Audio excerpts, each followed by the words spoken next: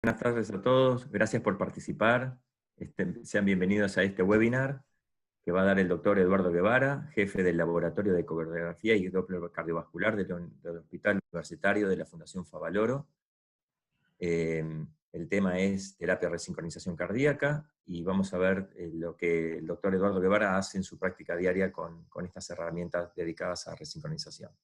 Así que sin más preámbulo, doctor Eduardo Guevara, la pantalla es toda suya. Bueno, muchas gracias, buenas tardes a todos. Entonces, vamos a hablar de la resincronización. Yo les voy a mostrar básicamente lo que hacemos todos los días. En primer término, quiero agradecer al doctor Fabián Salmo, que es quien está dirigiendo el servicio desde el 19 de marzo, que me han confinado a mi casa por la cuarentena, y es quien además me ha enviado todos los raw data para poder hacer esta charla. Y el ingeniero Ariel Deceno, que hizo posible que las pudiera procesar en el EcoPack en mi casa. Hechos los agradecimientos y con la particularidad de la docencia en los tiempos de pandemia, como dice mi señora, vamos a arrancar diciendo que el primer evento interesante en esto es una comunicación del doctor Eduardo de Teresa y su grupo, donde demostraron en el año 1983 que el marcapaseo desde el ventrículo izquierdo era mucho más fisiológico que desde el ventrículo derecho.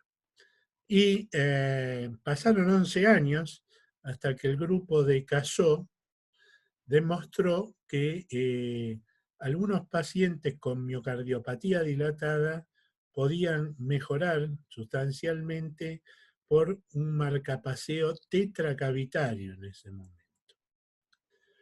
Pasaron ya unos cuantos años, 26 años, y lo que sabemos sin lugar a duda es que la terapia de resincronización cardíaca mejora la calidad de vida de los pacientes, disminuye el número de internaciones con el impacto económico que esto tiene y mejora la sobrevida de los pacientes, de manera tal que es una terapéutica hoy en día aprobada, útil y demás.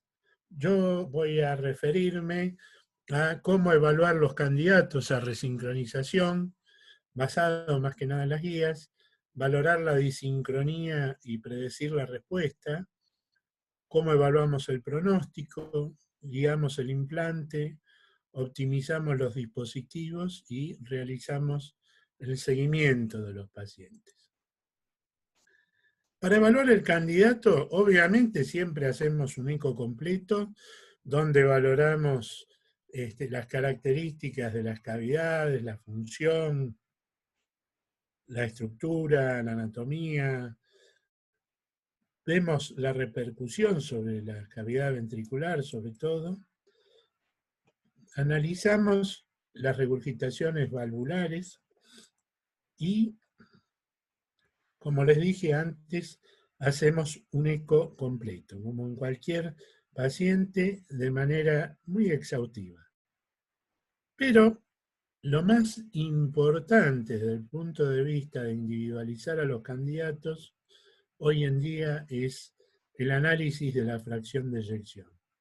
Fracción de eyección que podemos calcular a ojo por ciento, hacerlo con métodos semiautomáticos o automáticos, y ya sea en 2D o en 3D. Lo que es importante es que los métodos automáticos, como los que tenemos en los equipos, disminuyen la variabilidad interobservador. Disminuyen la variabilidad interobservador. Entonces, la fracción de eyección es el elemento más importante para indicar una resincronización desde el punto de vista ecocardiográfico. Fíjense que las guías que están relacionadas con la colocación de dispositivos intracardíacos, el único valor que ponen hoy en día desde el punto de vista ecocardiográfico es la fracción de eyección, y las guías de insuficiencia cardíaca otro tanto. O sea, es lo único para lo que consideran el eco. Todo se centra en el QRS y en el bloqueo de rama izquierda. La mejor respuesta en los que tienen más de 150 milisegundos con bloqueo de rama izquierda, y en aquellos que tienen QRS de menos de 130 milisegundos, incluso la terapia de resincronización, de acuerdo a algunos reportes, puede ser perjudicial y aumentar la mortalidad. Allá por el año 2003, haciendo un pool de todos los criterios que se utilizaban en ese momento en los estudios para resincronización, se vio que 7.5% de los pacientes con insuficiencia cardíaca eran candidatos a la resincronización. Unos años después, un consorcio de hospitales de Andalucía hizo un trabajo semejante y a ellos les dio el 5.6%. Con los criterios que tienen hoy las guías, este porcentaje se ha elevado a un 20%. O sea, esto no es un tratamiento para todos los pacientes con insuficiencia cardíaca. Es para un grupo muy seleccionado, y el 30% de esos pacientes seleccionados o tan seleccionados nunca acceden a la terapia de resincronización en los países más desarrollados. Lo que hay que tener en cuenta es que con una selección tan exhaustiva hay un 25 o un 38%, en algún trabajo aislado hasta un 50% de pacientes que son no respondedores. Y estos pacientes no respondedores a la terapia de resincronización siguen siendo no respondedores a la terapéutica médica, porque uno de los criterios para indicar al resincronizador es que el paciente tenga una terapéutica médica óptima. Esto es un trabajo de la Sociedad Europea donde se ve que de aquellos pacientes que tienen indicado un resincronizador, que son estos, solamente el 54% lo tiene implantado. De manera tal que no todos los pacientes que tienen indicado un resincronizador llegan al resincronizador. Y esto se debe a muchas causas. La primera es la inercia del médico. Muchas veces el médico piensa, no, en realidad voy a esperar un poco a ver cómo evoluciona con esto. A la mala interpretación del beneficio de la terapia de resincronización, los riesgos percibidos tanto por el paciente como por el médico, choques espurios si tiene un CDI, mayor posibilidad de endocarditis infecciosa, necesidad de derivación a centros de tercer nivel, por lo menos, los altos costos que pueda tener la terapia de resincronización, y por otro lado está la resistencia de los pacientes. De manera tal que el rol del eco en la evaluación del candidato, en base a las guías actuales, se reduce a la fracción de eyección. Después vamos a ver si esto es así o no. Para valorar la disincronía y predecir la respuesta.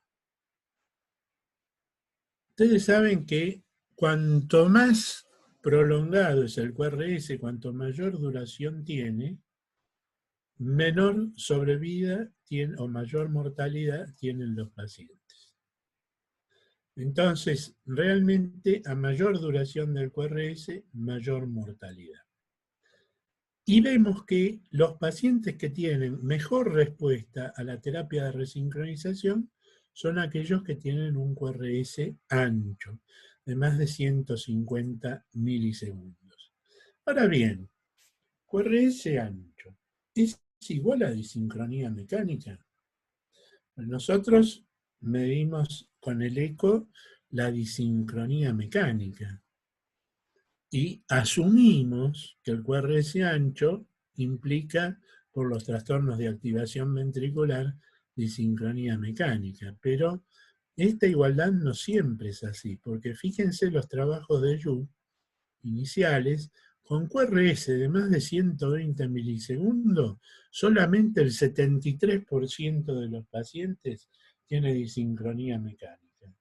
Y con QRS de menos de 120 milisegundos, el 51% de los pacientes tiene disincronía mecánica. O sea, vemos que duración del QRS no es exactamente igual a la disincronía mecánica. Este es un paciente de 28 años. Lo hicimos con un viejo Vivit 7, que es uno de los mejores aparatos que tuve. 28 años, sano, deportista, tipo 10 puntos. Y fíjense que tenía una disincronía mecánica con 90 milisegundos de diferencia entre segmentos de paredes oponentes, segmentos correspondientes de paredes oponentes. Este otro paciente es un coronario grave, cumple todos los criterios de las guías, no tiene disincronía.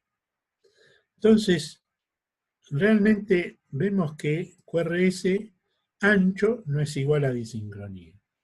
Empezamos allá en 1999, nosotros, 5 años después de la publicación de caso, a evaluar la disincronía y a tratar con terapia de resincronización a nuestros pacientes. Pasamos por una serie de etapas, lo mismo que todos los grupos. Fuimos desde el modo M, sensibilizado con Doppler tisular color, a el Doppler tisular pulsado, el Doppler post-procesado, el strain circunferencial, longitudinal, y hoy en día se puede emplear el strain tridimensional. O sea, todos estos elementos han servido para evaluar la disincronía. La gran ventaja de acá para atrás es que podemos evaluar muchos segmentos o todos los segmentos prácticamente en un solo latido. Hay, como ustedes vieron, numerosos grupos que cada uno tiene su parámetro. Entonces, en un momento dado se dijo, bueno, vamos a ver cuál es el parámetro para evaluar la disincronía mecánica. Y entonces se diseñó el estudio Prospect.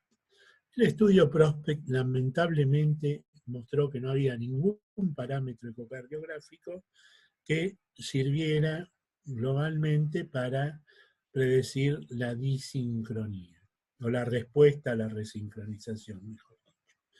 Pero cuando uno analiza el Prospect, ve que un 38% de los pacientes tenían un ventrículo de menos de 65 milímetros, 20% tenían una fracción de eyección mayor a 35%, que es lo que piden y pedían en ese momento las guías, una variabilidad intra e interobservador que son inadmisibles, 3 Corlab, no uno solo, y estaba en aquel momento también la variabilidad interfabricantes, que era muy superior, una variabilidad inmensa en relación a la variabilidad que puede haber hoy en día.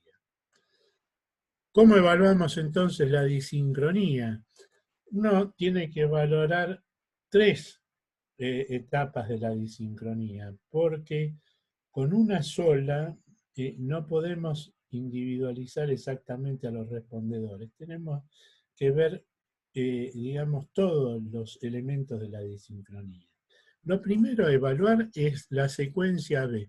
¿Por qué no hablo de disincronía AB? Porque naturalmente la aurícula y el ventrículo no se contraen simultáneamente. Entonces, yo prefiero llamarlo secuencia AB. ¿Y qué es lo mínimo que pedimos? Que el llenado ventricular izquierdo equivalga por lo menos al 40% del ciclo cardíaco. O sea, ya hemos programado el aparato para que el llenado ventricular sobre el RR nos da el tiempo, acá está, nos dice qué porcentaje tenemos de llenado, 43% en este caso. El otro elemento que tenemos es ver la sincronía interventricular. La sincronía interventricular la medimos con Doppler pulsado, a nivel del tracto de salida del ventrículo derecho y a nivel del tracto de salida del ventrículo izquierdo. Y entonces, esta diferencia tiene que ser menor a 40 milisegundos. Si hay más de 40 milisegundos, vemos que el paciente tiene una disincronía interventricular. Y la sincronía intraventricular la medimos en nuestro laboratorio con el Doppler pulsado en el modo TSI y con el strain. Se puede medir con strain radial, strain global, o después vamos a ver qué sería lo mejor. Lo concreto es que si tenemos una disincronía de más de 65 milisegundos, como mostró el grupo de VAX, ese paciente tiene altas chances de ser un buen respondedor. Si tiene menos de 65 milisegundos, no. Y los que tienen strain radial de menos, una disincronía por strain radial de menos de 130 milisegundos, no serán buenos respondedores, y más de 130 milisegundos sí. Acá vemos otro elemento que es importante, porque de esos tres parámetros, tal vez los que mejor predigan si el paciente va a ser un buen respondedor es el llenado AB. Si nosotros podemos mejorar mucho el llenado AB, seguramente el paciente va a mejorar. Y la disincronía interventricular también ha sido señalada como un buen elemento para ver si el paciente va a tener una buena respuesta al resincronizador. Obviamente la disincronía intraventricular también. Y hay un elemento muy importante, que es que si hay segmentos que se estiran antes del cierre aórtico, se estiran en la sístole, como se ve, por ejemplo, en el rebote septal y demás, uno puede predecir que estos pacientes van a ser buenos respondedores. Es más, se calcula de alguna manera el rebote septal para ver si el paciente puede ser un buen respondedor o no. Hay otros métodos que, digamos, evalúan la disincronía mecánica, la medicina nuclear, ya sea por radiocardiograma o analizando la motilidad parietal. Realmente estos son fotos que me transfirió la doctora Cortés, la fundación. Ellos están trabajando también en disincronía con cámara-cama, y lo que vemos es que hoy en día las multiimágenes sirven para evaluar la terapia de resincronización cardíaca y analizar los pacientes, y tenemos la medicina nuclear, como recién les mostré. Además, sirve para detectar áreas isquémicas que puedan ser pasibles de reperfusión. Obviamente, cuando un paciente tiene áreas isquémicas, antes de resincronizarlo, hay que revascularizarlo. La ecocardiografía, ya nos hemos referido extensamente. La resonancia magnética nos va a decir qué grado de escara tiene el paciente y cuáles son los volúmenes tal vez con mayor exactitud, es el gold standard. Y la tomografía computada nos va a servir para ver si hay vasos para revascularizar, y por otro lado es fundamental para analizar la anatomía venosa del paciente. Lo concreto es que si nosotros evaluamos nada más que la disincronía y no tenemos en cuenta el QRS, o tenemos pacientes con QRS angosto y disincronía, vemos que el ponerle un resincronizador aumenta el número de eventos y aumenta la mortalidad. O sea que la disincronía sola no va. Tiene que ir acompañada del bloqueo de rama izquierda y del QRS ancho. En base a la respuesta al implante podemos tener respondedores, superrespondedores, no respondedores, respondedores negativos. ¿Y qué es un respondedor? Tenemos una torre de Babel ahí, porque hay trabajos que dicen, no, son respondedores los que aumentan la fracción de eyección, los que disminuyen el volumen de fin de sístole, los que disminuyen la insuficiencia mitral guiándose por el eco. Y hay trabajos que dicen, no, hay que valorar un score, se llegó a un score compuesto, antes los primeros trabajos valoraban 2 o 3 cosas nada más de esto, hoy en día valoramos todas, y entonces están los síntomas, la clase funcional, la tolerancia al ejercicio, la evaluación global, pero fíjense que acá hay una gran subjetividad del paciente.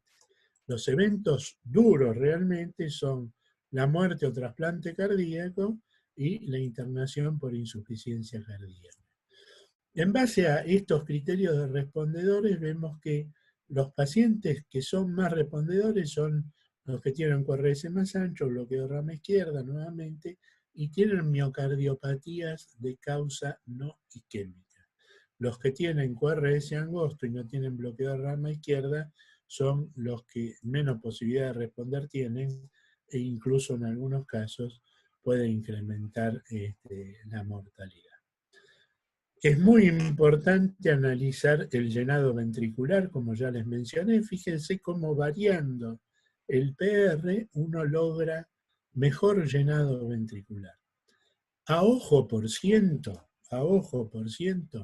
si vemos que el fin del llenado mitral coincide casi con el fin del QRS, eso está bien, y cuando el fin del llenado mitral precede o está con el comienzo del QRS, eso no está muy bien y hay que mejorar.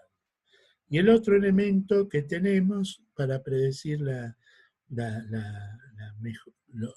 posible mejoría que tenga el paciente es analizar el strain y sobre todo ver la dispersión de tiempo en alcanzar el strain pico, porque eso nos va a permitir saber si este paciente es un buen candidato para la resincronización.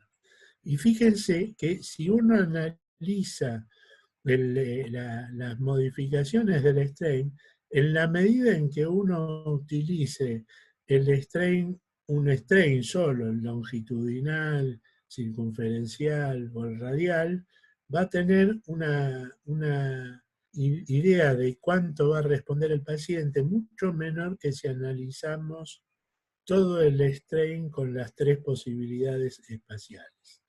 Hay otros elementos también para analizar qué va a pasar con ese paciente. Uno de ellos es la magnitud de la insuficiencia mitral.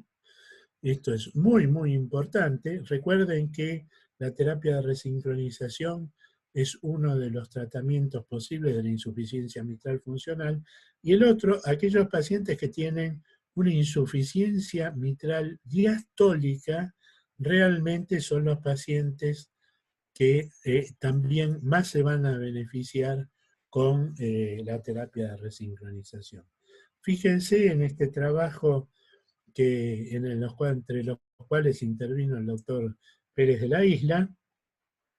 Fíjense que aquellos pacientes con enfermedad no isquémica que tienen un volumen de fin de día, un tamaño de fin de diástole, un diámetro mayor de 75 milímetros y que tienen una insuficiencia mitral más grave son los menos respondedores. Ni que hablar aquellos que tienen etiología isquémica. Si tienen etiología isquémica más de 75 milímetros de diámetro diastólico y tienen una insuficiencia mitral grave, la posibilidad de que esos pacientes sean respondedores es muy baja. El otro elemento que tenemos es el índice de trabajo miocárdico. Esto es algo que se ha incorporado recientemente, los equipos de GE hoy lo tienen, nosotros lo tenemos a partir del ECOPAC, y entonces vemos que haciendo un loop de strain, presión, que es de alguna manera equiparable al loop de presión-volumen, vemos que aquellos pacientes que tienen un trabajo basura, un trabajo que no es constructivo, porque el ventrículo se está expandiendo en ese segmento durante la sístole, son pacientes muy pasibles de resincronizar. Otro elemento más es evaluar la reserva contráctil. Nosotros no lo hacemos de rutina en nuestro centro, pero cuando uno evalúa la reserva contráctil, si el paciente es capaz de incrementar más de un 20% la fracción de eyección, esos pacientes tienen menor internación y mejor sobrevida que aquellos que no pueden incrementar su fracción de eyección. Y obviamente les va mucho mejor a los que tienen reserva contráctil. Es lógico, si no tuvieran reserva contráctil, tampoco podríamos estimularle mucho el miocardio con el resincronizador. Eso parece una perogrullada, pero es así. Fíjense en esta tabla de regresión logística univariada cuáles son los mejores predictores de respuesta positiva. Allá en el trabajo de la europea decía el sexo femenino, acá son los masculinos. La clase funcional mayor de 2, la etiología no isquémica, los pacientes con taquicardia, porque la resincronización tiene un cierto efecto parecido a los betabloqueantes, ancho de QRS, bloqueo de rama izquierda, eso ya lo hemos mencionado, y fíjense que el trabajo cardíaco también es un elemento para predecir quiénes son los no respondedores.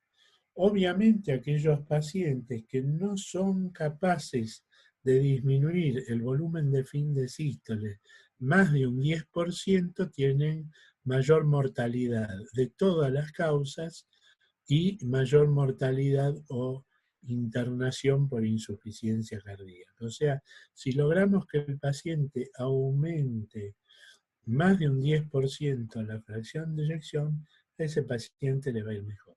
Fíjense que los superrespondedores disminuyen el volumen de fin de sístole en más de un 30%. Estos son los que llegan a una fracción de eyección de más de 50%. Los respondedores entre 15 y 30, los que no son respondedores aumentan el volumen de fin de sístole del ventrículo izquierdo, y los no respondedores tienen una variación que no es significativa. Obviamente esto está relacionado también con la muerte o las hospitalizaciones. Los superrespondedores son los que se llevan la mejor parte. Entonces, el eco para predecir la disincronía y la respuesta, la fracción de eyección obviamente nos sirve, la reserva contráctil, la secuencia B, la disincronía interventricular y la intraventricular. Para evaluar el pronóstico, hay algunos scores, esto es lo que me parece más interesante, la fracción de eyección, la edad, fibrilación auricular, función renal y clase funcional.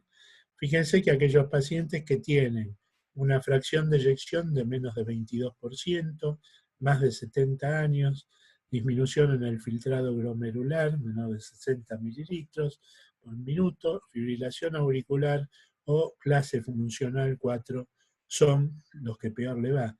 Esto también es una perogrullada porque todos los pacientes en todos los trabajos, los que son de mayor edad y tienen peor clase funcional, les va peor. Cuando uno tiene 4 o más de esos factores que mencionamos, el pronóstico es muy malo. En la medida que va teniendo menos factores, el pronóstico se hace mucho mejor.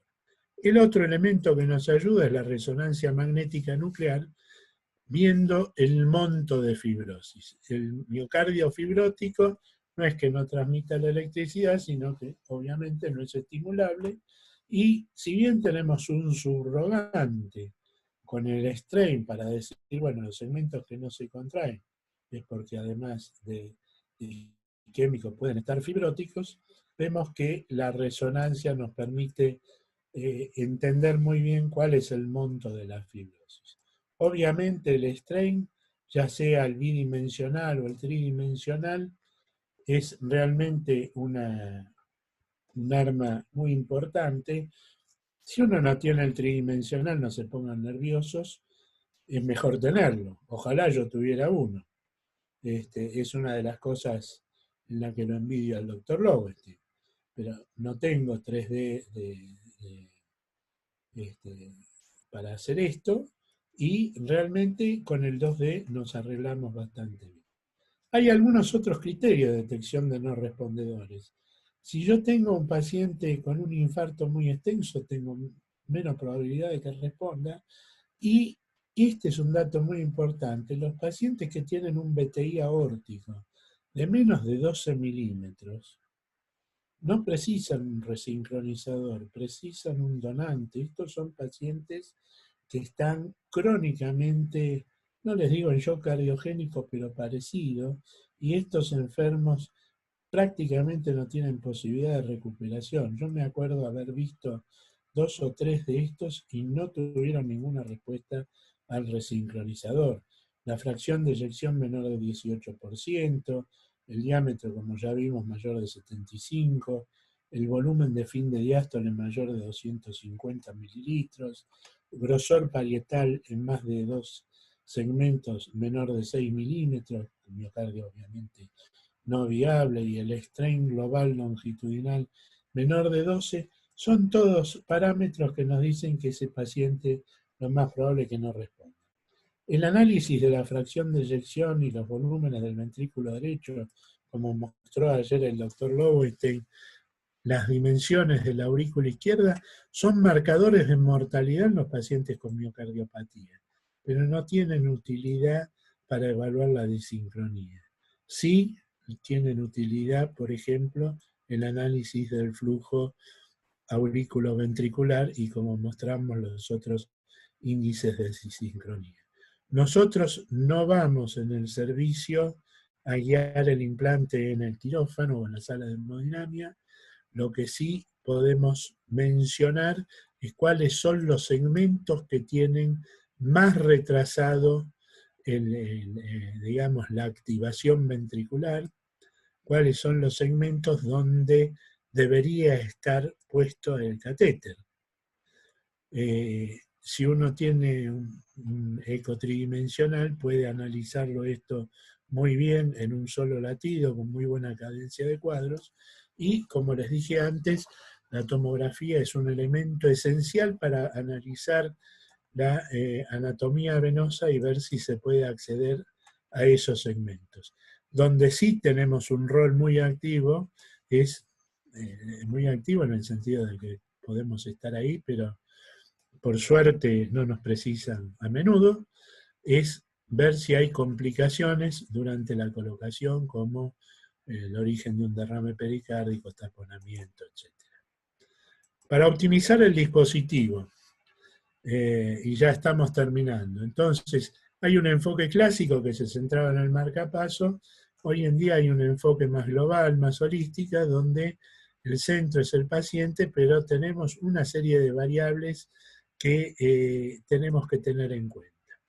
Sabemos que cuando el paciente entra, lo primero que le preguntamos es cómo está desde el último control que se hizo del marcapaso, de la última reprogramación. Si el paciente dice que está bien, que ahora puede caminar, que no tiene limitaciones, eso ya es un elemento muy, muy importante. Si no, tenemos que ver si el paciente estuvo estimulado más del 98% del tiempo, porque si no estuvo estimulado marcapaseado biventricular más del 98% del tiempo, esa estimulación es subóptima. Si el intervalo AB es apropiado o inapropiado. Si no tiene un buen intervalo AB, el ventrículo no tiene una buena precarga y no se está moviendo en el mejor punto de la curva de Starling. Tiene arritmias, extrasistolias, supraventricular, corridas de taquicardia supraventricular, fibrilación auricular. Aquellos pacientes que tienen FA y no tienen ablacionado el nodo B, les va peor que a los que tienen ablacionado el nodo B. Y tienen arritmias ventriculares. Esto es esencial, porque si tiene alguna de estas cosas que les mencioné, hay que derivarlo para que optimicen el tratamiento médico y después los resincronizaremos porque, o los evaluaremos. Porque fíjense que incluso en centros muy importantes los pacientes no tienen un tratamiento médico óptimo, aunque en teoría tienen que tener tratamiento médico óptimo. Entonces, analizamos el eco como normalmente hacemos, medimos la DPDT y demás, volvemos a evaluar esos parámetros de disincronía que para indicar el resincronizador no sirven, pero para optimizar el resincronizador sí sirven. Eso a mí me disocia un poco la personalidad, porque no sé si me sirve o no me sirve. Yo creo que sirven mucho, y tal vez no sirvan totalmente, pero para indicar el resincronizador, pero estoy seguro de que ayudan a arrimar un poco más el bochín. Fíjense, cuando vemos que el paciente está disincrónico, obviamente con los electrofisiólogos se va reprogramando el marcapaso para lograr la mejor sincronía. Fíjense que acá teníamos 38% de llenado ventricular, acá tenemos 44, 43,9%, mejoramos la sincronía y este paciente sin lugar a dudas va a mejorar. Para decir, bueno, lo mejoramos optimizando el resincronizador. La fracción de eyección, y la verdad que no la usamos mucho, porque una variación de un 2, un 3% en el momento agudo de la fracción de eyección puede ser simplemente una cuestión de la medición, de ese ciclo cardíaco y demás. Lo que sí tenemos en cuenta es que si no cambia el diámetro del tracto de salida y no cambia la frecuencia cardíaca, un incremento en la integral del tracto de salida es un incremento en el gasto cardíaco, en este caso 5%. Y el otro elemento que uno puede valorar es el trabajo cardíaco. Fíjense, pre y post resincronización, cómo cambia totalmente el trabajo cardíaco. Segmentos que tenían trabajo basura pasan a tener un trabajo útil. Y cuando se agrega el trabajo cardíaco en la predicción de mortalidad al resto de las demás variables, la predicción es cada vez mejor. O sea, edad, si tiene o no enfermedad coronaria, si tiene septal flash, la respuesta al resincronizador y la corrección del trabajo cardíaco. ¿Cuál es la importancia de la optimización bajo eco del TRC? Fíjense, esta paciente tenía 21% de fracción de eyección. En el año 2005 se colocó un resincronizador, no mejoraba, se optimizó bajo eco y pasó a 48%, y en el último control que le hice en noviembre tenía 49%. O sea que para la optimización el eco realmente es muy útil, lo mismo que para el seguimiento. Nosotros tenemos algunas cosas que hemos estudiado. Estos son pacientes, son 60 pacientes que tienen muchos estudios, que han sido seguidos durante bastante tiempo con los estudios, el 76% varones, 40 la etiología isquémica, y fíjense que la fracción de eyección promedio está en 25%, el ventrículo está en 65 milímetros, y la respuesta, los mayores respondedores fueron varones. Mejor dicho, en el sexo femenino, el 100% fue respondedor. Y los no respondedores fueron todos hombres. O sea que nos da un poco como lo europeo. 78% fueron respondedores. Nosotros tenemos 22% de respondedores, o sea que estamos bastante bien ubicados. La fracción de eyección, el promedio en los respondedores fue de 36%, esto es en el seguimiento, ¿no es cierto? Y 24% en los que no respondieron, y las aurículas no cambiaron significativamente. A los 48 meses tenemos 22% de pacientes con más de 55% de frecuencia, de fracción de eyección.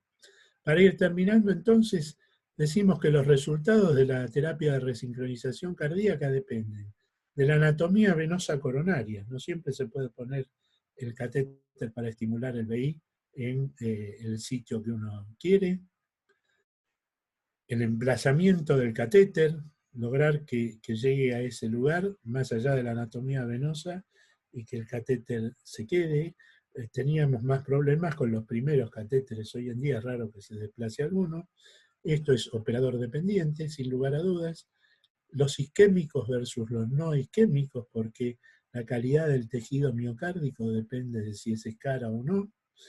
El porcentaje del tiempo de estimulación, y hay que tener en cuenta que cuando reseteamos, o mejor dicho, seteamos nuevamente el resincronizador, el paciente estuvo esperando 10 minutos, hicimos 20 minutos, 25 minutos el eco basal, después toda la reprogramación, hace una hora que está acostado, pero el paciente llega a la casa, lo va a visitar la suegra, recibe las cuentas de los servicios, se pelea con el vecino, y ahí cambia la situación del enfermo.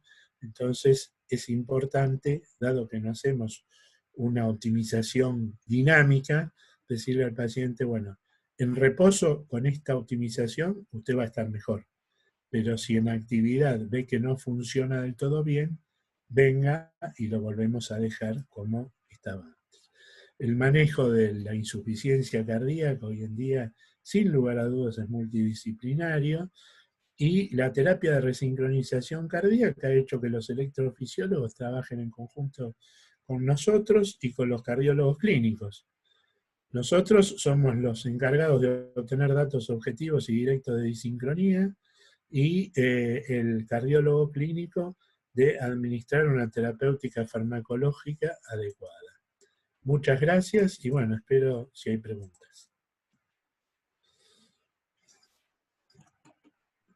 Ok, Eduardo, excelente. Muy, muy buena la presentación. Muy, muy dinámica. Sí, tenemos varias preguntas. Voy empezando entonces. La primera es, ¿cuál es su percepción de resincronización temprana con un QRS mayor de 150 milisegundos, fracción de eyección 45%, a pesar de llevar 3 meses de tratamiento médico? Y no lo indicamos. No lo indicamos. Yo recibo los pacientes ya con el resincronizador, pero pacientes con 45% no está indicado. Fíjense que todas las guías hablan de menos de 35%, y algunos estudios que han intentado poner los resincronizadores más tempranamente no han tenido resultados óptimos. Ok. ¿Qué valor le da a la disincronía diastólica? Lo ideal es que esté todo resincronizado, tanto la sístole como la diástole, pero obviamente le damos más importancia a la sincronía sistólica. Ahora, siempre tratamos de que la diástole esté lo mejor sincronizado posible. Si tenemos 2 o 3 opciones de resincronizar el ventrículo en forma medianamente óptima o óptima, elegimos la que tenga mejor sincronía diastólica. Y una de las cosas que hacemos cuando vemos que no podemos lograr una buena sincronía diastólica es analizar el flujo de las venas pulmonares, porque si bien uno puede lograr un llenado sobre RR mayor de 40% con una más que aceptable fracción de contribución auricular, es muy importante ver cuánto está pateando para atrás la aurícula y analizar la onda A del flujo venoso. Yo acá por razones de tiempo eso no lo mencioné, pero es importante. Perfecto. Bien, ¿tiene algún valor calcular el índice de Yu?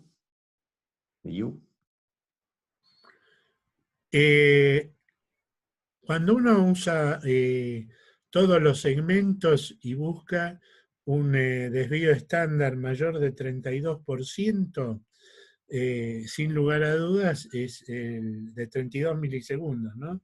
Desvío estándar entre todos los segmentos, que el equipo precisamente lo da, es un dato útil, pero no es el que más utilizamos. Yo les hablo de lo que hacemos nosotros todos los días, ¿no? Ok. ¿Qué comentarios sobre el septal flush y el apical rocking como predictores de respuesta a la terapia de resincronización? El paciente que tiene un rebote septal y que tiene un apical rocking, son pacientes, cuando los evaluamos antes de que tengan el resincronizador, son pacientes que le ponemos muchas fichas para pensar que ese paciente va a ser un muy buen respondedor. ¿Por qué? Porque cuando el índice de felicidad es muy importante, eh, cercano a 1, y el paciente tiene un ventrículo muy esférico, rocking apical, son pacientes que tienen muy alterado el movimiento de rotación y de torsión. Y la resincronización restablece esos movimientos de resincronización y torsión, y eso contribuye a que haya un remodelamiento inverso del ventrículo y una mejor fisiología, porque obviamente en la medida que hay mejor rotación y torsión, va a aumentar significativamente la fracción de eyección. Okay. Bueno, todas las preguntas suelen tener alguna felicitación a tu charla, Eduardo, así que no quería dejar pasar eso también. Querían consultarte qué valor se le está dando a la perfusión miocárdica en cuanto a guiar la adecuación, el sitio adecuado de implantación del marcapaso, ya que no muestra áreas de viabilidad miocárdica. Ya que, perdón, ¿Cómo? ya que nos muestra áreas de viabilidad miocárdica. En la fundación, obviamente los pacientes coronarios, sobre todo, que van a resincronización, tienen una cámara gamma. Y como les mostré, el grupo de la doctora Cortés y el doctor Embon están analizando la disincronía cuando hacen cámara gamma en pacientes candidatos a resincronización. Pero habitualmente los electrofisiólogos no toman en cuenta esos parámetros para indicar o no la resincronización. Sí, sí, para indicar el sitio óptimo de colocación del catéter. En la fundación, los TRC los pone un cirujano muy, muy hábil en esto, ya hace más de 20 años que todos los marcapasos y resincronizadores lo pone él, y entonces se le avisa a qué segmento debería dirigir el catéter para optimizar la colocación. Obviamente las áreas no viables no es que no puedan ser estimuladas, sino que no se van a contraer. Y yo creo que cuando un paciente tiene un monto de fibrosis muy, muy importante, obviamente si cumple todos los criterios uno no le niega el resincronizador, pero sabe que la probabilidad de que ese paciente sea un respondedor es baja. Okay. ¿Cuál es el lugar de la ecocardiografía en los métodos de estimulación hisiana o parahisiana? No tengo experiencia, eso lo están haciendo en el Austral. Eso lo están haciendo en el Austral. Yo no tengo experiencia con la estimulación hisiana. No podría decir. Lo que sí podría pensar teóricamente es que aquellos pacientes que tengan un trastorno muy importante en el QRS, con muchas melladuras, porque no es tanto el problema troncular, sino digamos, el bloqueo a nivel de la unión His-Purkinje. No sé qué grado de respuestas tengan esos pacientes. Si alguien del Austral escuchando probablemente nos pueda decir, pero yo no tengo experiencia. Okay. ¿Se debe esperar la falta de respuesta al sacubitrilo y glifosinas para indicar la terapia de resincronización? No, creo que forma parte del tratamiento médico óptimo, y obviamente si no hay tratamiento médico óptimo no se requiere la resincronización, pero tampoco podemos como les mencioné antes, tener esa latencia de, bueno, voy a esperar y voy a esperar y voy a esperar, porque si el paciente lo merece, realmente creo que le ponemos el sacubitril valsartano, le damos el tratamiento médico óptimo, y si en un tiempo prudencial de un mes y medio no responde, uno puede plantear ya la resincronización, pero yo no conozco que haya un tiempo establecido. Okay. ¿Cómo sería un típico protocolo de reprogramación? Un poco abierta la pregunta. De reprogramación. Sí. Bueno, vuelvo a mencionar, lo primero que hacemos es un interrogatorio de cómo está el paciente. Y si alguna de las preguntas no tiene una respuesta que conforme demasiado, muchas veces interrogamos al familiar que viene con el paciente. En general estos pacientes vienen acompañados. ¿Cómo lo ve? Ese es el primer punto. Porque hay pacientes que son muy negadores. Pero es muy importante interrogar al paciente. Después de eso, llamamos, hacemos todo el eco completo y vemos la disincronía. Si el paciente nos dice, estoy mucho mejor, el eco realmente mejoró mucho y no hay disincronía, lo saludamos y bueno, la próxima vez nos veremos. Si vemos que hay algo que no está bien, llamamos al electrofisiólogo y la primera cosa que le preguntamos es, ¿cuánto tiempo está estimulado? La segunda cosa que le preguntamos es, ¿cuál es el intervalo aurículo-ventricular? Y entonces reprogramamos el intervalo auriculoventricular para tener el mejor llenado ventricular con la mayor contribución auricular posible. Una vez hecho esto, vamos a la sincronía intraventricular. Ustedes me dirán, ¿y la interventricular? En la experiencia nuestra hemos visto que a veces para tener una muy buena B y una muy buena resincronización intraventricular, a veces el interventricular no queda tan prolijo, no queda con 200 milisegundos, pero por ahí en lugar de tener menos de 40, tiene 50. Bueno, si el paciente mejora la sincronía, mejora la integral del tracto de salida, mejora la de PDT, todo esto sin cambiar la frecuencia cardíaca y en condiciones de presión arterial semejantes, lo dejamos con esa programación. Hay pacientes que se benefician con un bebé de menos 40 para el ventrículo izquierdo, menos 20 o 0. Eso va variando. Incluso hemos visto que el mismo paciente en 2 estudios sucesivos puede requerir diferentes programaciones para estar optimizado. Y hay muchos que durante mucho tiempo siguen con la misma programación. Uh-huh.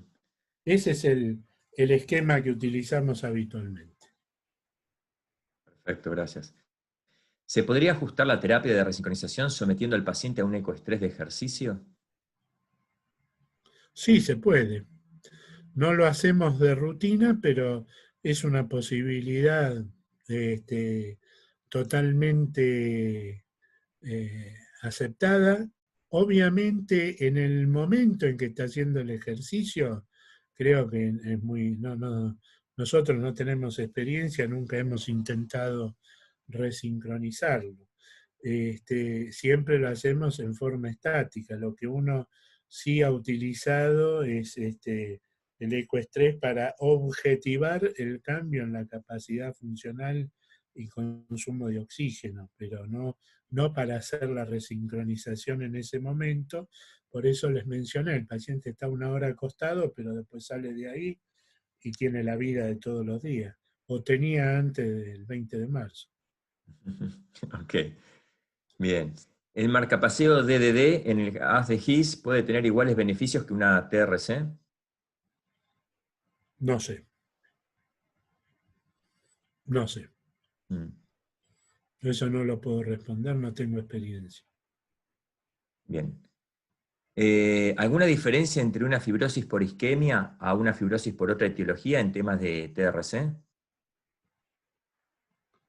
No, no, es prácticamente lo mismo. Lo que tiene la cardiopatía coronaria es que es dinámica.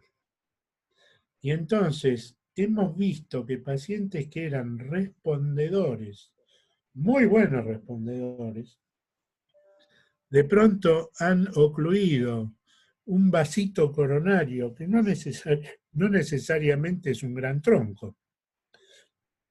Puede ser una rama de segundo orden y esos pacientes se desbarrancan porque evidentemente la arteria que taparon le nutría la mayor parte del miocardio que podía contraerse. Y por otro lado, en aquellos pacientes que han sufrido un infarto, el miocardio se sigue remodelando. Y si bien uno espera que el TRC de alguna manera limite ese remodelamiento del ventrículo, no siempre no siempre es efectivo para esto y entonces por eso hay menos respondedores entre los isquémicos. Cuando hay fibrosis de otra causa, qué sé yo, de pronto no tengo experiencia con eso, enfermedad de Fabry, sarcoidosis, hemos visto con fibrosis algunos pacientes no compactados, la limitación para resincronizarlos es menor que en los isquémicos. Obviamente los sectores fibróticos se contraen menos. Okay. Hay un par de personas que preguntan por algo que tal vez voy a echarme un poco la culpa yo. Si utiliza los protocolos que ya están dentro del equipo, que hay unos protocolos específicos para terapia de resincronización que vienen dentro de nuestros equipos, son similares a los que se usan en EcoStress, digamos, como concepto, si los ha utilizado alguna vez. No, El no, protocolo no. también en 3D, pero bueno, ya sabemos que 3D no tenés, entonces No, bueno, no tengo 3D. ok, Algún día me gustaría tener. ok. Es Y en siempre lo 3D que le digo tampoco. a Jorge, que lo envidio porque tiene 3D. Está bien. Y el protocolo que sí está en 2D tampoco. El que está en 2D, sí. Yo Ah, incluso mostré algunas fotos del TCI para analizar digamos, la dispersión de los tiempos y demás, pero no más que eso. ok.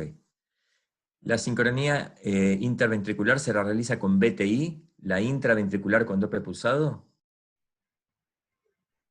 La, no, la interventricular la hacemos con el pulsado a nivel del tracto de salida del ventrículo derecho y el izquierdo. Tomamos el tiempo entre el comienzo del QRS y Y el pico. el comienzo del flujo. Ahí analizamos nada más que tiempos. La intraventricular utilizamos el strain y el Doppler tisular pulsado. Para obtener el strain, como les mostré, lo mejor es hacer los 3 strain. Nosotros, para hacer los 3 strain, tenemos que recurrir al EcoPack, que nos queda lejos. Entonces, utilizamos más que nada en el momento agudo el Doppler tisular. Si en algún caso con el Doppler tisular no podemos resolver el tema, pasamos todos los datos al EcoPack y analizamos ahí sí los 3 strain y el trabajo cardíaco para tratar de individualizar qué es lo que más le conviene al paciente. En general, les diría que el 90% de los casos, con la secuencia AB y con el Doppler postprocesado, nos manejamos bastante bien. Ok. La situación de respondedor o no respondedor, ¿son fijas o intercambiables e irreversibles? No, son intercambiables. Eh, si ustedes se fijan, los primeros trabajos hacían a doble ciego, al paciente se le ponía el resincronizador y a algunos lo dejaban como BBI y a otros lo resincronizaban.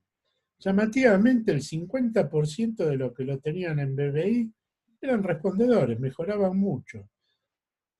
Las explicaciones para esto son, además del efecto placebo, que, como les mencioné, esos pacientes eran derivados a centros de tercer nivel.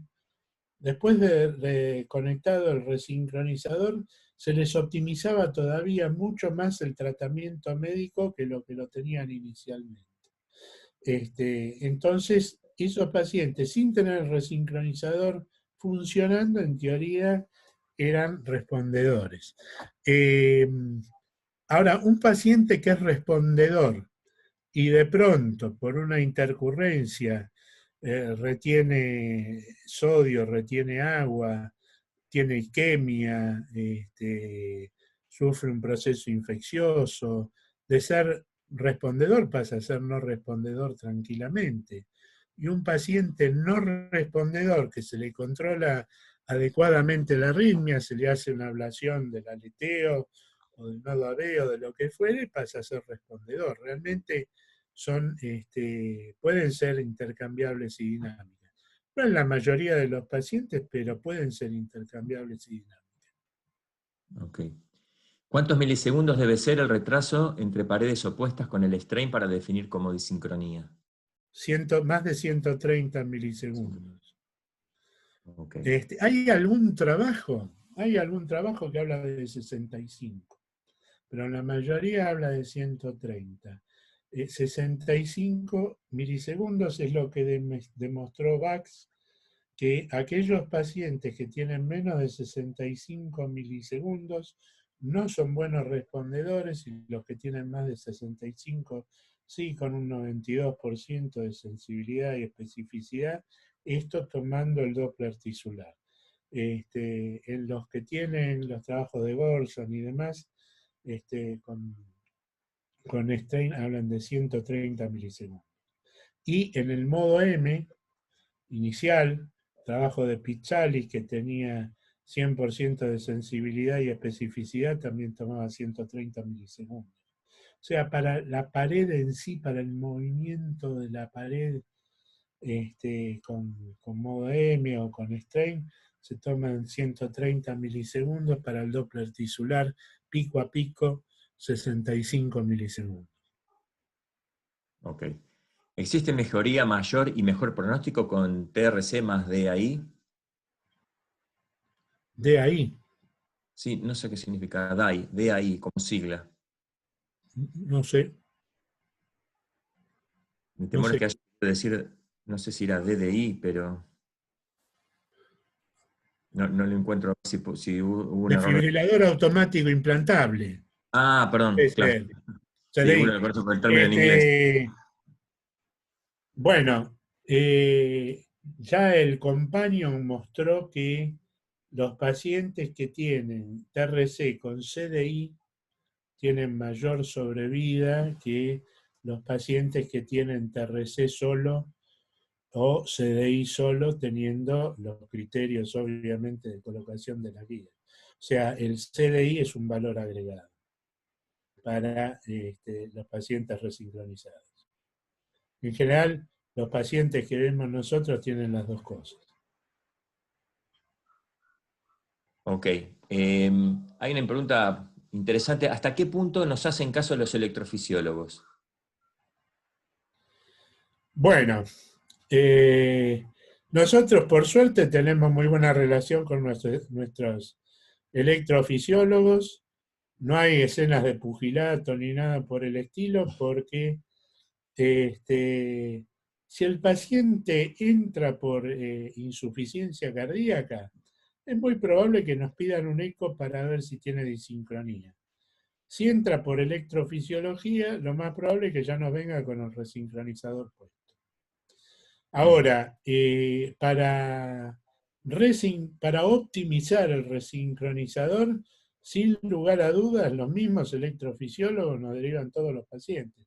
Cada 6 meses al comienzo y de acuerdo a la respuesta clínica, después una vez por año nos derivan todos los pacientes con resincronizador, los mismos electrofisiólogos, y en el momento en que estamos haciendo el eco de la optimización, de la fundación es un código especial que tienen esos pacientes. Nosotros en todos los casos llamamos al electrofisiólogo y entonces tenemos al paciente, el electrofisiólogo y nosotros, y ahí hacemos todos estos análisis que les comenté. Realmente los electrofisiólogos nos dan mucha trascendencia y les parecemos muy confiables a la hora de optimizar los dispositivos. Ok. Tengo una un poco más compleja, espero que se entienda porque yo desconozco una de las siglas que están acá. En un paciente con miocardiopatía dilatada y fracción de eyección baja, que ingresa por un bloqueo auriculoventricular completo y ritmo de escape con bloqueo de rama izquierda. ¿En base a qué parámetros se debe decidir el marcapaso DDD versus el resincronizador? Por ejemplo, en chagásicos. Si necesitas que la repita. Bueno, el paciente que tiene una baja fracción de eyección, el paciente, a ver, vamos, ¿se escucha? ¿Se escucha? Está como entrecortado, pero no sé si soy yo o todos escucharon entrecortado. ¿Se escucha ahora? Sí, perfecto. Bueno, nosotros sabemos que el marcapaseo desde el ventrículo derecho induce un movimiento anómalo del septum. Y eso lleva a que el paciente pierda aproximadamente hasta un 10% más de fracción de eyección. Entonces, en aquellos pacientes que tienen una fracción de eyección muy limítrofe, y hay que ponerles, como puede ser ese paciente que mencionaron, podría ir a un TRC o un BBI o un DDD, pero si el paciente tiene una fracción de eyección, vamos a poner 36%, lo más probable es que se le indique un TRC, porque sabemos que el marcapaseo DDD lo va a deteriorar, sin lugar a dudas. Entonces, es muy probable que ese paciente se le ponga un TRC. Al paciente que tiene un DDD y que por su evolución se ve que ha deteriorado mucho el ventrículo a lo largo del tiempo, cuando se cambia el generador, se le cambia por un TRC. O sea que si está muy en el límite, se le pone directamente un TRC. Y si el paciente no estaba en el límite, pero muestra un deterioro importante de la función ventricular, se le pone un TRC cuando se recambia el generador. Ok, gracias. Tengo varias preguntas más, pero le voy a dejar pasar una pregunta a Jorge Lowenstein que la están haciendo por el chat y él la leyó y yo ya no la puedo ver. Así que Jorge, si nos podés ayudar. Sí, dice el doctor Tomás Cianciulli. Hola Eduardo, yo dejé de usar el TCI, se refiere al Tissue Synchronization Images, hace tiempo. ¿Vos lo hacés siempre? Sigue preguntando. Yo uso la dispersión mecánica derivada sola del strain longitudinal pico sistólico. ¿Vos usás el strain radial o circunferencial? Y después hace un comentario. Algunos superrespondedores mejoraron más del 30% la fracción de eyección. Yo creo que algunos de estos pacientes que se colocó un resincronizador mientras el paciente cursaba una miocarditis no diagnosticada y al recuperarse del fenómeno inflamatorio aumenta la fracción de eyección independientemente de la TRC. Eso es el Bueno, comentario. vamos por parte. Sí, como dijo Vamos Jack. por parte. El TCI, yo les diría que lo uso en todos los casos, más que nada.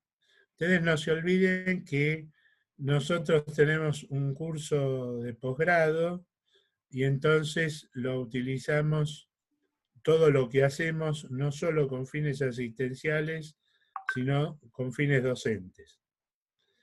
En realidad, el TCI nos resulta útil para hacer el mapa y mostrarle al electrofisiólogo o al cirujano cuáles son los segmentos más retrasados en algunos casos, y si uno utilizara el TCI o el Doppler tisular nada más, creo que no habría una gran diferencia porque las curvas son absolutamente iguales.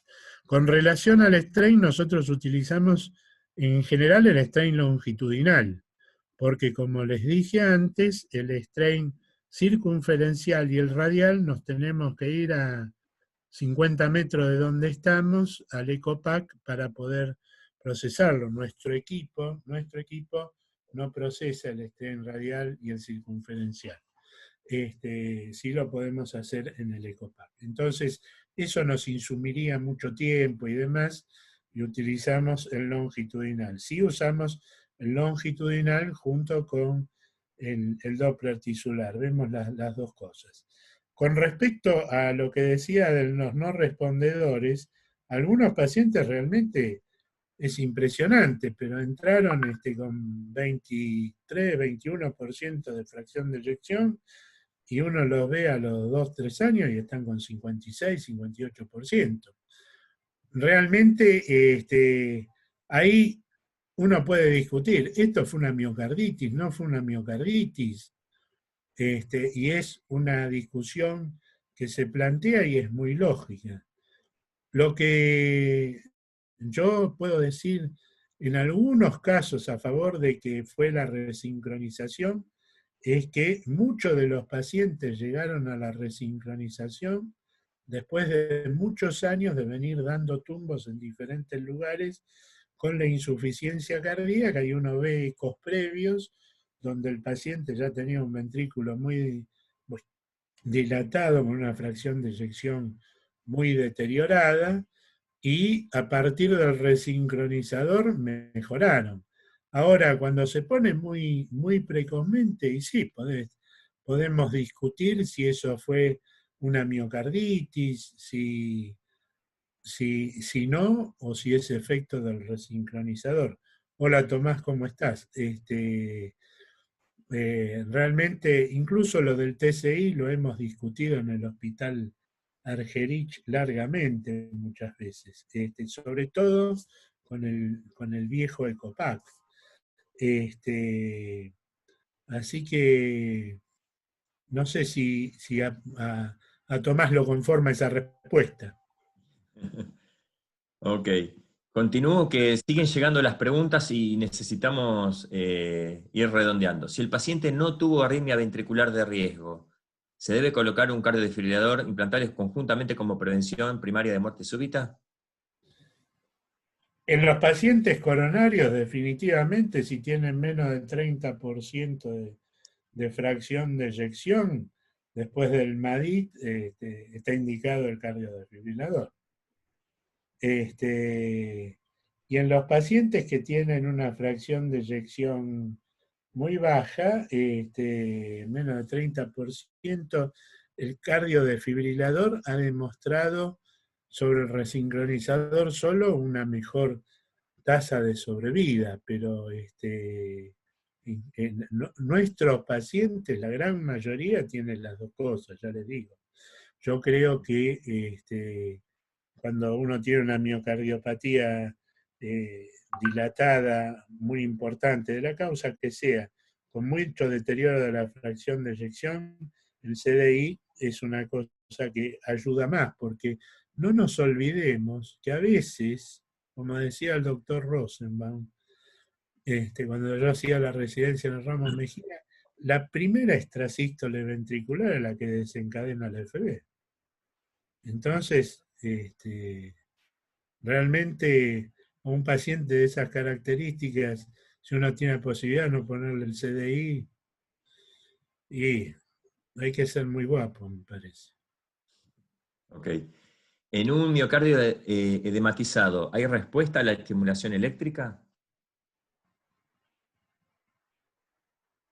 Se supone que sí, por ejemplo, Hay pacientes que tienen, bueno, no sería edema, sería el mixedema, que tienen un hipotiroidismo muy, muy importante, tienen marcapasos y están estimulados. Así que, pero no, yo no, realmente no podría responder con solvencia esa pregunta. Me quedan 3 preguntas. Con el TSI vemos ocasionalmente en pacientes con bloqueo de rama izquierda que la activación septal es más tardía que la lateral. ¿Es un artificio Sí, o real? ¿Qué significa? eso es un problema, porque esos, en general, el catéter del ventrículo izquierdo se pone en la pared lateral, y los que tienen más deteriorado es el septum. Entonces, algunos de esos pacientes se han resuelto, los hemos resuelto poniéndole electrodos epicárdicos para la estimulación, en lugar de ponerle un electrodo por el seno coronario, un electrodo epicárdico cerca del surco interventricular. Pero no tengo un número como para decir sí, es la conducta y demás, pero eso lo hemos visto algunas veces y esos prácticamente son muy difíciles de resincronizar como se hace habitualmente. Ok. ¿Con qué métodos analizamos los segmentos últimos en contraerse y el electrofisiólogo desea saber cuál es para insertarle el cable en esa zona? ¿Qué gráfica debemos enseñarle? La representación de la pera en 3D, el índice de trabajo cardíaco, la gráfica de las curvas del string global longitudinal, el histograma Yo del... creo que en toda comunicación hay un emisor y un receptor. Y el receptor, para que reciba, tiene que entender lo que le está diciendo el emisor. Y creo que como el ojo de buey no se entiende nada. O sea, yo creo que lo mejor es mostrar el ojo de buey y decir, ve, en este segmento, ve que el color es diferente, es el que está más retrasado, ahí hay que ponerlo. Creo que me parece que es lo más sensato, lo más razonable. Excelente, bien claro. Si la pared lateral está necrótica, ¿dónde coloca el electrodo del BI para estimularlo? ¿Y por cuál vía? Y ese depende de la extensión de la necrosis. Tratamos de llegar a una vena que no esté tan vinculada a la necrosis, pero de todas maneras, el miocardio, como les dije antes, se puede estimular. Lo que pasa es que no se va a contraer. Pongamos el estímulo donde lo pongamos. Entonces, si tiene una gran extensión de la pared lateral, es altamente probable, una gran extensión, estamos hablando, que ese paciente no responda. Y a veces los electrofisiólogos evalúan, en base a todos los estudios previos y demás, como les decía, poner electrodos epicárdicos. Perfecto. Bueno, doctor, con esto serían todas las preguntas. Me gustaría aclararle a todos los que están todavía escuchando, que son la mayoría, muy buena la asistencia y la permanencia de los asistentes en la etapa de preguntas, muy sostenido. Este video, esta presentación va a estar subida a la red en la misma página donde ustedes se inscribieron al curso, que es geliveroom.com, webinars, hay un botón arriba de webinars, y las presentaciones están en un link que se llama, es el segundo renglón, ahora no tengo presente la página. Así que quienes quieran ver con más detalle toda la presentación, ahí pueden ver el video. Y doctor Eduardo Guevara, muchísimas gracias por su participación, doctor Jorge Lowenstein también por su ayuda, y realmente muy agradecidos por esta excelente presentación. Gracias a todos por haber participado. Gracias. Muchas gracias a todos.